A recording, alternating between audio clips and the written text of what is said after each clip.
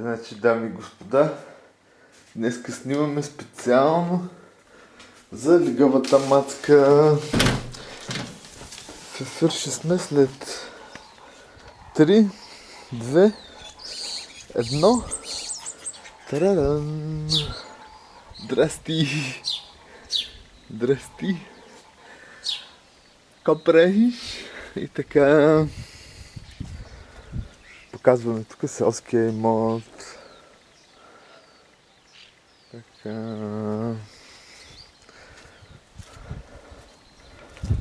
Малко не е топло. Тук тухле-мухле. Там са тиквите. Така. Се нашето... Може би тикшко приказване. Говорим малко по-високо. Ела сега да видиш краставиците. Опа! И зелените домати още 4-5 дена и ще станат червени. А пък е там под ореха, има един голям орех. Сега ще го покажем. Един голям орех. Виждаш? Коните му стоят до земята. Колко е голям.